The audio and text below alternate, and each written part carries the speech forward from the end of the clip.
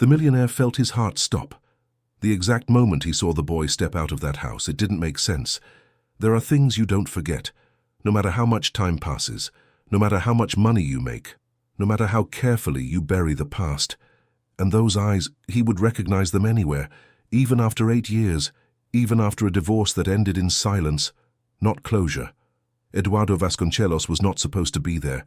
That road didn't exist in his world. His life was built on precision.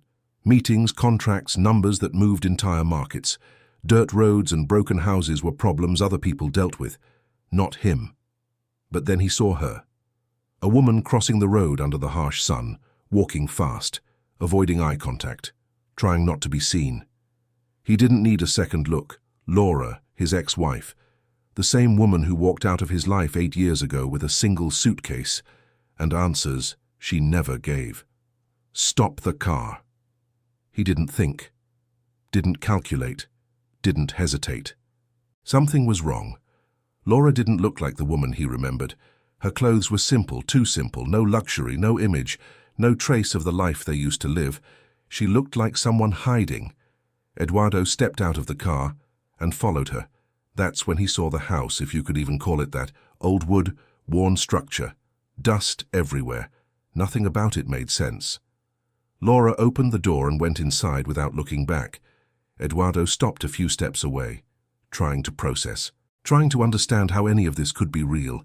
And then the door opened again and the boy walked out, barefoot, dark hair, messy from the wind, holding a small wooden toy car, handmade, imperfect, but clearly important. Eduardo's chest tightened. The boy looked up, and everything broke. The shape of his face, the way he frowned slightly without realizing. The eyes. It was impossible, because that face was his.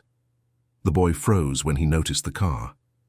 Laura stepped out behind him, and when her eyes met Eduardo's, time stopped. No greeting, no explanation, just silence, heavy, loaded, unfinished. Eduardo. Her voice was barely above a whisper, but he didn't really hear it. He couldn't stop looking at the boy. Who is he? Laura inhaled slowly. The boy looked from one to the other, confused, sensing something was wrong, even if he didn't understand what. Go inside, Miguel. The name hit him like a punch. Miguel.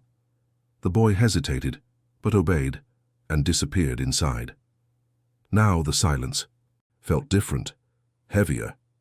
Miguel, Eduardo repeated it under his breath, like he needed to hear it again to believe it. Laura closed her eyes for a second. Don't do this out here. Not a request, a warning. But Eduardo had already stepped forward. He's mine. The silence that followed was brutal.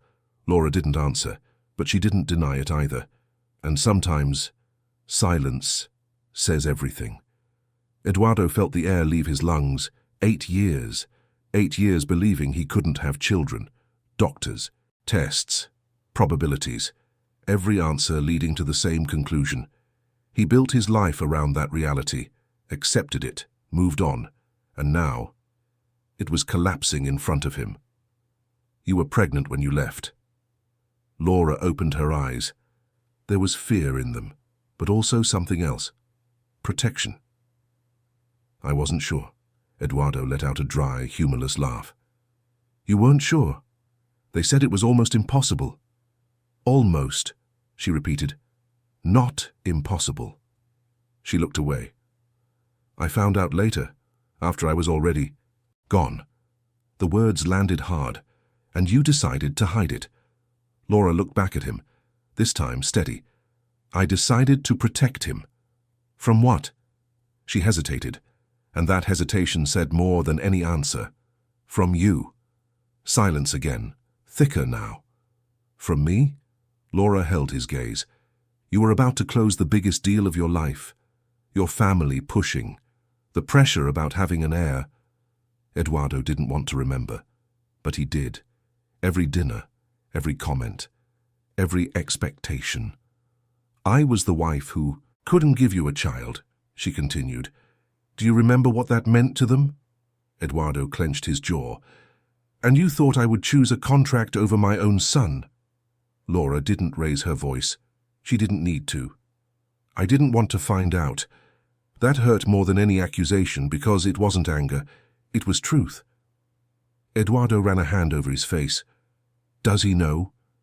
He knows his father isn't around, she said. But he doesn't know who you are. The wind picked up dust from the ground. Eduardo looked at the house again. Nothing about this fit. Why are you living like this? Laura took a breath. Because I didn't want your money. That's not pride. That's reckless. She almost smiled, but something in her expression didn't match the moment. You don't seem surprised to see me. Laura didn't answer, and that silence was too clear. Eduardo narrowed his eyes.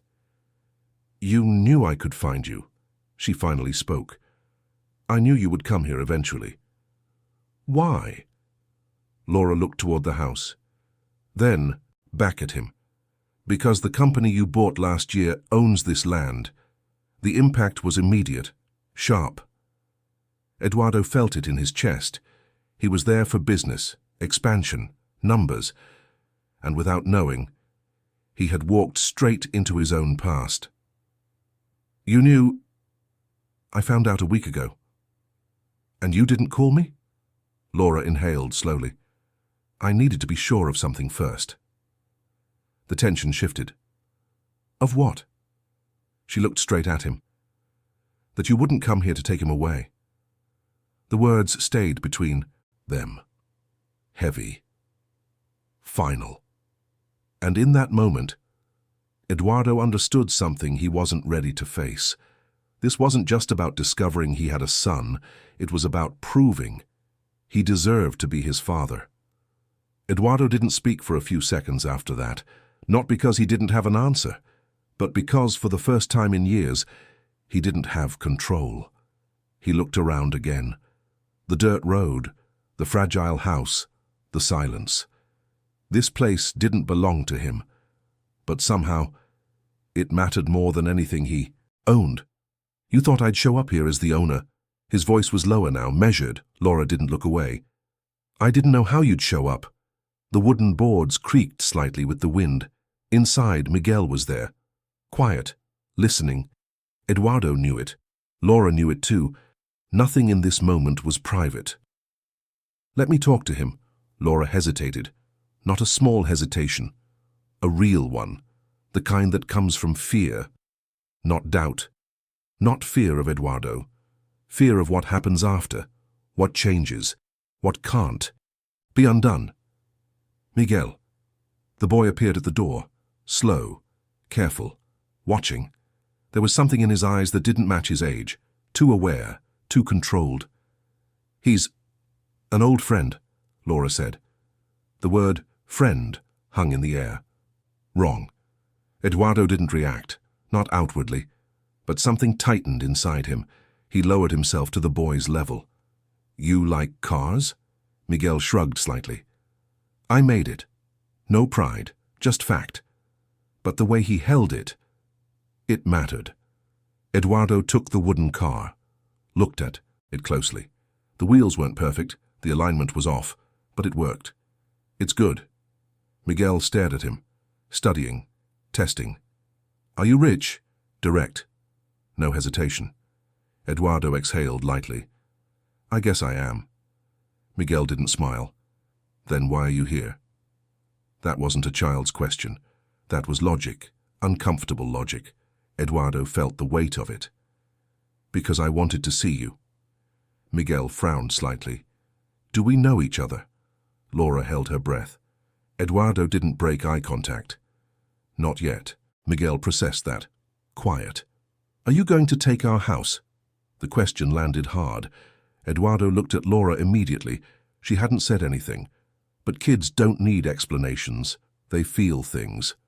No, Eduardo said firm. I'm not taking anything. Miguel crossed his arms, still watching. You're like the others. What others? The ones who promise things and then leave. Silence, not awkward.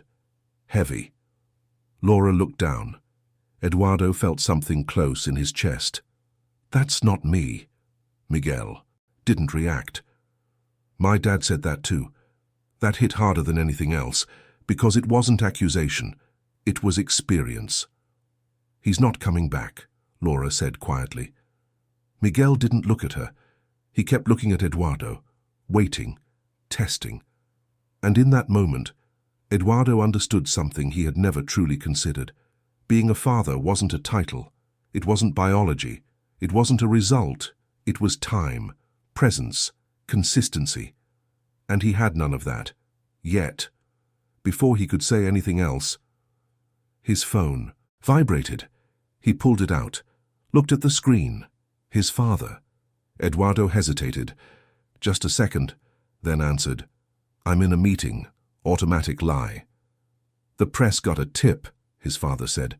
"They're saying you're connected to someone in the expansion zone." Eduardo's body tightened.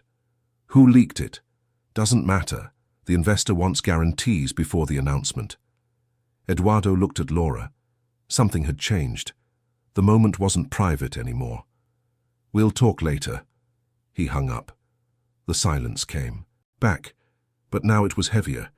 More dangerous. "They know," he said. Laura crossed her arms. "What exactly do they know?" "That I'm here. That I'm connected to someone from this area." She understood immediately.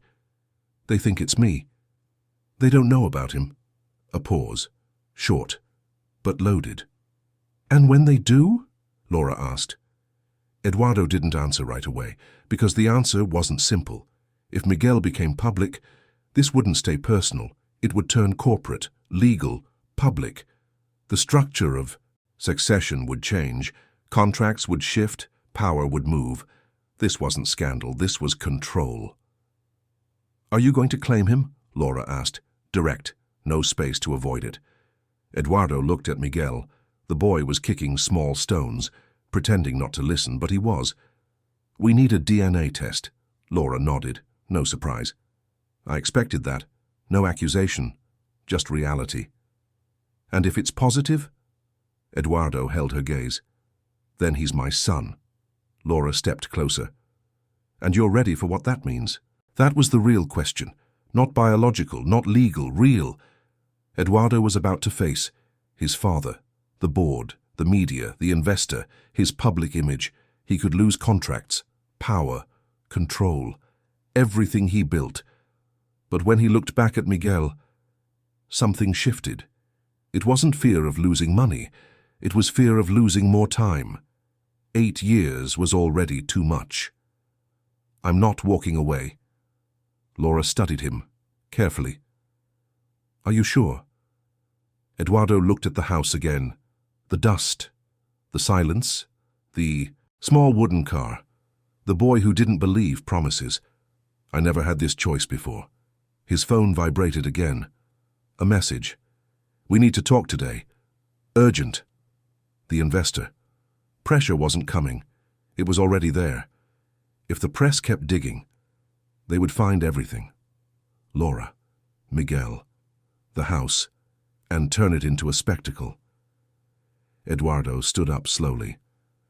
"Let's do the test as soon as possible." Miguel looked up. "A test for what?" Eduardo crouched again. "For something important." Miguel tilted his head. "Is it going to hurt?" Eduardo smiled slightly. "No." Miguel thought for a moment, then asked the question that changed everything. "If it says yes, will you stay?" Everything else disappeared. No company, no contracts, no pressure. Just that. Eduardo swallowed. Yes. And as he said it, he knew something. That promise wouldn't stay private. It would become public. And possibly permanent. Eduardo had signed contracts worth hundreds of millions without hesitation. But this was different. The envelope in his hand felt heavier than anything he had ever held. Small, simple, but capable of changing everything. The DNA test had been done in a private clinic. No press, no leaks, no witnesses that mattered. Just a procedure. Quick, efficient, cold. Laura stayed composed the entire time, no questions, no emotion, like she had already accepted the outcome. Miguel watched, quiet, holding his mother's hand, observing everything. He didn't ask much, but his eyes did. Eduardo tried to act normal, like it was just another step, another process. But inside, he knew the truth. He wasn't afraid of a negative result. He was afraid of a positive one, because a positive answer didn't close anything. It opened everything. 3 days later, the call came. Eduardo was in his office, top floor, glass walls. The city looked controlled from up there, predictable, ordered, exactly what his life wasn't anymore. Mr. Vasconcelos, the results confirm a 99.98% biological match. No pause, no drama. Just data, but inside him, everything shifted. He didn't respond immediately. Closed his eyes. Miguel was his son. 8 years. 8 years gone. The phone slowly moved away from his ear, and before he could process it, the office door opened. No knock. His father, Antonio Vasconcelos, chairman of the board, a man who never asked permission. I already know. No greeting, no introduction, just control. Eduardo turned slowly. What exactly do you know? That you're involved with your ex-wife. Again, that there's a child, and that the press is already digging. Eduardo walked toward the window. It's not involvement. Pause. He's my son. Silence. Not shock. Calculation. Is it confirmed? Yes. Antonio exhaled slowly.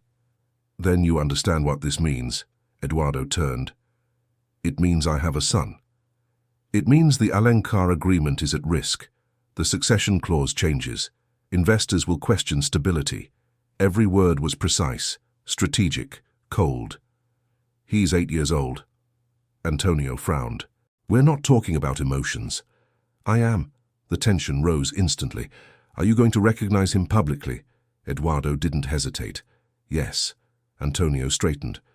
Then be prepared to lose control of the company, not a threat, a fact. Eduardo knew it. The board could vote. They could remove him, protect the business, even from him. But something had already shifted. If I have to choose between control and my son, he said calmly, I choose my son. Antonio watched him, longer than usual. You're throwing away decades of work. Eduardo took a breath. Maybe I'm finally building something that matters. Antonio didn't respond, turned, walked out, didn't close the door. Seconds later, Eduardo's phone vibrated. A message. The investor. We need to talk before the announcement. The announcement, the deal, the future. Everything was shaking. Eduardo didn't reply. Instead, he made a call. Laura. It's positive. Silence. Then, I knew. I'm going public. Pause. This is going to explode. I know. Are you sure? Eduardo looked at the city again, then remembered Miguel's voice. Will you stay? I'm not disappearing again. Laura didn't answer right away. He won't trust you fast. I wouldn't either. That same day, the first article dropped. Small outlet, ambiguous headline, but enough. Businessman linked to woman in expansion zone. It had started. Eduardo didn't wait, didn't let the narrative grow without him. He called a press conference. The room filled fast. Cameras, microphones, expectation. Eduardo stepped forward. Today I'm not here to talk about business. Silence, immediate. I'm here to talk about something personal. Every word controlled. Recently, I discovered I have a son. The reaction was instant. Noise, movement, tension. Miguel is my son. And I'm publicly recognizing him. The room exploded. Questions everywhere. Does this affect the Alencar deal? Will the child have inheritance rights? Did you hide this information? Eduardo didn't move, didn't flinch. Miguel is not a strategy, pause. He's my son. And my commitment to him is not negotiable. Somewhere else in the city. The investor was watching. Helena Alencar, too. Eduardo's phone kept vibrating. He ignored it. Didn't break focus. Because for the first time, he wasn't making a strategic move. He was making a final one. When he walked out, Laura was waiting in the car. "Did he see it?" Eduardo asked. "Yes." "What did he say?" Laura took a breath. "He asked if you were going to stay." Eduardo closed his eyes for a second. "And you?" "I told him that depends on you." Silence. That wasn't just a public statement. It was a test. A real one. "I'm going to be where he is." Laura looked at him. She understood what that meant. But she also knew something else. This wasn't over. The board called an emergency meeting. The investor cancelled their scheduled talk. The market started reacting. Everything moved. Everything tightened. Eduardo expected that. What he didn't expect was what came next. That same night, Laura called again. "You need to come." Her voice was different. When he arrived, Miguel was sitting at a small table. In front of him, an envelope. Old. Worn. "What is this?" Eduardo asked. Laura looked straight at him. "Something I never showed you." Eduardo picked it up, opened it, and what he read didn't match the story he had believed for years. A medical report, dated weeks before the divorce. The diagnosis wasn't infertility, it was low probability, with treatment options. Eduardo looked up slowly. "You knew there was a chance?" Laura nodded. "Yes." "And you didn't tell me?" She held his gaze. "Because I was afraid." Silence. Different now. Heavier. "Afraid of what?" "That you'd think if I got pregnant, it was to keep you." That hit harder than anything else. Eduardo didn't speak. "So I left," she continued, "before our child could become a doubt." The air shifted. The past wasn't simple anymore. No clear villain. No easy answer. Just fear. Pride. Silence, and now everything was exposed. But there was something else. Something neither of them had considered yet. While the story went public, while the company reacted, while the deal weakened, a lawyer from the Alencar Group was reviewing the contract and found a clause, just one, but enough. If a legitimate heir appeared before the marriage, control of the company could change. This wasn't emotional anymore, it was structural, and the real battle had just begun. The emergency board meeting was scheduled for the next morning. No delay, no negotiation, no room to control the narrative. Eduardo arrived early. The glass walls reflected the city waking up, completely unaware of what was about to happen inside. That room had always meant control, power, precision, but not today. Today, it meant exposure. One by one, the board members walked in. Short looks, measured expressions, long silences. Some avoided eye contact, others studied him, like he was already a problem. Antonio Vasconcelos entered last, sat at the head of the table. He didn't need to speak to establish authority, but he did anyway. "Let's get straight to it.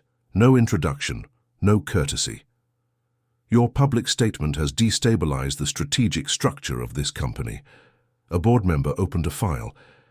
"The agreement with the Alencar Group requires family stability prior to integration." Another spoke. "The emergence of a legitimate heir before the marriage triggers a structural review of equity distribution." Eduardo listened, still, focused. "This weakens our position with investors," another added, "and puts the international operation at risk." Silence. "What's the proposal?" Eduardo asked. The CFO answered, "We issue a revised statement." Revised. "We state that the paternity is still under legal evaluation." Eduardo understood instantly. Delay, control, manipulation. "The result is confirmed," he said. "There's nothing to evaluate." "The market doesn't react to truth," a board member replied. "It reacts to stability." Eduardo leaned forward. Stability built on a lie collapses faster. Antonio intervened. We're talking about the survival of the company. Eduardo looked at him. I'm talking about my son. The tension spiked. Then, the board's legal advisor spoke. There is another option. He placed a document on the table. If leadership is deemed to be compromising governance, a vote can be initiated to suspend you as CEO. Silence. Heavy. Final. That wasn't pressure anymore. That was execution. Suspend me, Eduardo repeated, until the situation stabilizes. Antonio watched him. It's a preventive measure. Eduardo knew exactly what that meant. Loss of operational control, loss of influence, possibly everything he built, could disappear in hours. But something inside him no longer reacted the same way. No calculation, no negotiation. If that's what the company needs to feel safe, then start the vote. The reaction was immediate. They didn't expect that. You're willing to step down? Antonio asked. Eduardo didn't hesitate. If that's what it takes to not step out of my son's life, yes. Silence. No one had a counter for that, because that wasn't strategy, that was conviction. The vote began, one by one, tension rising, numbers building, and then something shifted. 2 independent board members voted against the suspension. One of them spoke. The market punishes hidden scandals, not owned truth. Another added, transparency creates short-term instability, but long-term trust. The result wasn't overwhelming, but it was enough. Eduardo stayed, with conditions, with pressure, with limits, but still in control. When he walked out of the building, the air felt different, not lighter, clearer. The decision had been made. He got into the car. Where to? The driver asked. Eduardo didn't hesitate. Home. But not the penthouse, not the city. He meant something else. The dirt road, the house, the place that changed everything. When he arrived, Laura was sitting outside, watching Miguel play with his wooden car. The sound of wheels against dirt. Simple. Real. Eduardo stepped out. This time, he didn't look at Laura first. He walked straight to Miguel, knelt down. I'm not leaving. Miguel looked at him, serious. You said that before. Eduardo nodded. And I meant it. Miguel studied him, carefully. Are you staying for real? Eduardo held his gaze. Yes. Miguel looked down, thinking. Then, are you going to live here? A pause. Eduardo smiled slightly. No. Miguel looked back up, a flicker of disappointment. You're coming with me. Laura immediately tensed. Eduardo. He looked at her, calm, firm. It's not charity. Pause. It's a decision. Laura didn't answer right away. And when the pressure comes back, Eduardo took a breath. It already did. Silence. Different now. Not tension, understanding, but Laura wasn't done. There's something else you need to know. Eduardo felt it. A shift. What? Laura looked directly at him. When I found out I was pregnant, I almost came back. Eduardo didn't move. But I heard a conversation between you and your father. The air changed instantly. He said an heir had to be planned, strategic. Eduardo closed his eyes for a second. He remembered. Exactly. So I thought our child would be treated like a mistake. The word hung there, heavy. He was never a mistake, Eduardo said. Laura looked at him, and for the first time, no doubt. I know. Miguel stepped closer. Do we get rooms? Eduardo looked at him and smiled, for real this time. More than one. Miguel thought for a second. Can I bring my car? Eduardo picked up the wooden toy, held it up. This is the first piece of our collection. Miguel smiled. No resistance, no doubt, for the first time. And in that moment, everything changed. The move didn't happen overnight. There was no single moment where everything changed. It was a process, slow, uncomfortable at times, necessary in every way. The press followed closely. Cameras, outside the building. Headlines split in two directions. Some called it a scandal, others called it courage. But the narrative was already set. Eduardo Vasconcelos had publicly recognized a son he didn't know existed. And he didn't step back. Laura didn't adapt immediately. Nothing about this was easy. There were difficult conversations, long silences, moments where old wounds resurfaced without warning.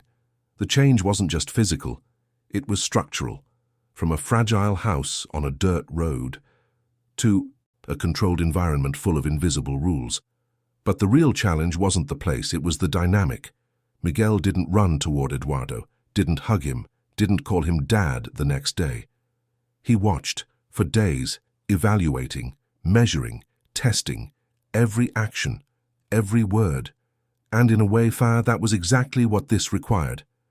Eduardo understood that. He didn't rush it, didn't force connection, didn't try to buy affection. He stayed, consistent, present, available. Small moments, repeated days, shared routines, time. That was the only thing that could build something real. Laura watched from a distance, not out of coldness, out of caution. She had made hard decisions before. She wasn't going to lower her guard easily. She knew what promises looked like when they broke. But she also saw something different. Eduardo didn't act the same, didn't react the same. Less control, more truth. The external pressure didn't disappear. It evolved. The investor officially withdrew. The engagement with Helena Alencar ended quietly. No statements, no drama, just silence. The market reacted. Stocks fluctuated. Analysts questioned. The board monitored every move. For weeks, the company lived under pressure, constant, unforgiving. But something unexpected happened. The narrative shifted. What started as scandal turned into perception, transparency, consistency, decision. Eduardo stopped being seen as just a businessman. He became something else, someone who made a personal choice, even when it had a cost. And the market understands that, not immediately, not perfectly, but over time it builds trust. Months later, the company stabilized. Not explosive growth, not collapse, stability. And inside that stability, there was something new, stronger, cleaner, harder to manipulate. Inside the house. The change was quieter, slower, more important. Miguel was still reserved, but not distant anymore. He got closer, asked questions, observed less, participated more, and one morning, without a warning and while putting things into his backpack, he said, "Dad, can I take the car to school?" Time stopped, not because of the word, but because of how natural it sounded. Eduardo didn't react right away. He just looked at him, as if he needed to confirm it was real. "Yeah, of course." His voice came out softer than expected. Miguel nodded, satisfied, like it was completely normal. Laura watched from the kitchen. She didn't interrupt, didn't say anything, but she understood. That moment couldn't be forced, only earned. And it had been. Over time, things settled, not perfectly but honestly. There was therapy, conversations that should have happened years ago, mistakes corrected, lessons learned the hard way, and something real was built. No shortcuts, no illusions. Years later, during an interview, Eduardo was asked a simple question. "What was the hardest decision of your life?" He didn't hesitate. "The easiest part was choosing my son." Pause. The hard part was realizing how close I was to losing him. No drama, no performance, just clarity. That same night, back home, Miguel was asleep. Eduardo walked into his room quietly, adjusted the blanket, stood there for a moment, watching. No rush, no noise, no need to prove anything. The secret that could have destroyed everything didn't destroy anything. It revealed what actually mattered, revealed what had always been at risk, revealed the only real loss. It wasn't money, it wasn't power, it wasn't control, it was time, and he had almost lost it, but he didn't. And that difference changed everything for good.